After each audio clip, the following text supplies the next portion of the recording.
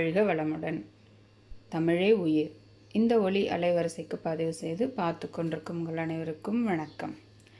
இந்த பதிவில் இன்றைக்கி நம்ம பார்க்க போகிறது சுரைக்காய் பயன்படுத்தி கூட்டு எப்படி செய்யலான்னு பார்க்கலாம்.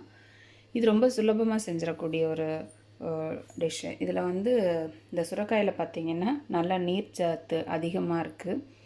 டயபெட்டிஸ், பிபி இருக்கிறவங்களுக்கு இதெல்லாம் ரொம்ப நல்ல சத்தான காய்கறி. இதுக்காக நான் எடுத்திருக்க பொருட்கள்: ஒரு முழு சுரைக்காய், இது ஒரு கிலோவுக்கு மேலே இருக்குது.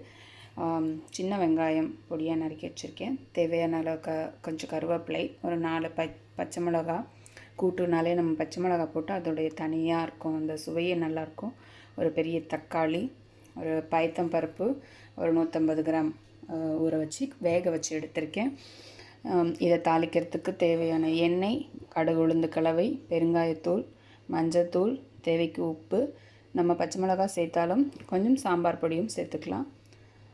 இப்போ நம்ம இதை கட் பண்ணி எடுத்துக்கலாம். சுரைக்காயை குட்டி குட்டி பீஸாக கட் பண்ணிக்கலாம்.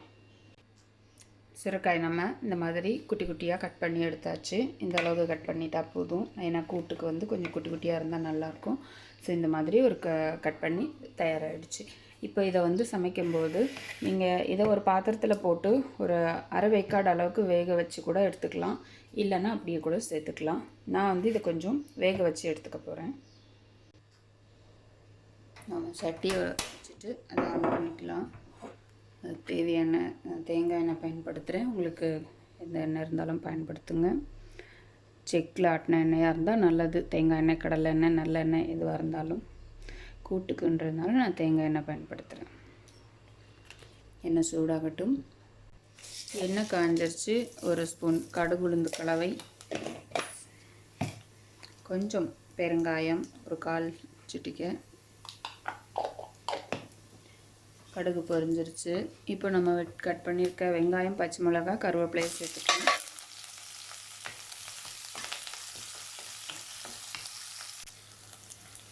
வெங்காயம் வதங்கிடுச்சு. இப்போ தக்காளி சேர்த்துக்கலாம். அதோட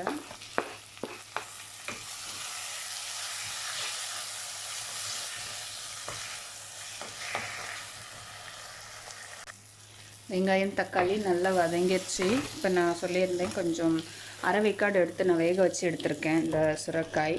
உங்களுக்கு என்ன இதை அப்படியே போட்டு வதக்கிக்கலாம். வேக வச்சுட்டாக்கா கொஞ்சம் சீக்கிரமாக ஆகிடும்.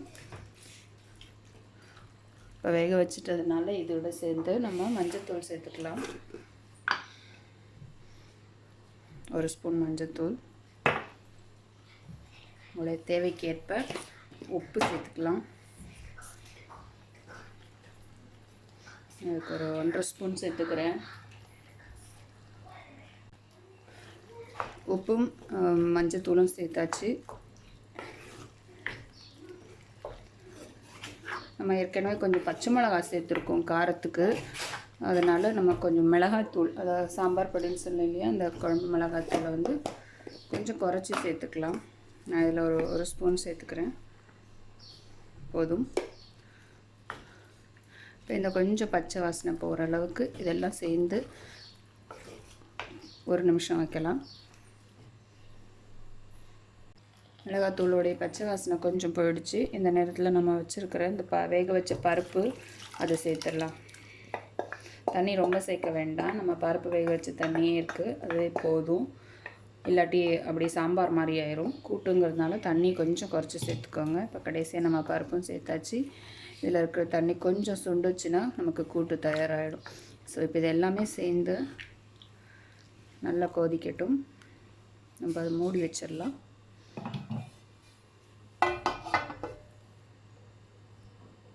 நம்முடைய கூட்டு தயாராகிடுச்சு. இப்போது இதோட கொத்தமல்லி தூவி இதை இறக்கிடலாம். கொத்தமல்லி இருந்தால் தூவலாம், இல்லாட்டி பரவாயில்ல.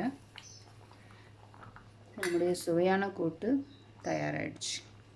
இதை போல் நீங்களும் சுரைக்காய் கூட்டு சமையல் பண்ணி சாப்பிடுங்க. ஆரோக்கியமான வாழ்வை வாழலாம். முக்கியமாக மண்சட்டியில் சமைச்சு சாப்பிடுங்க.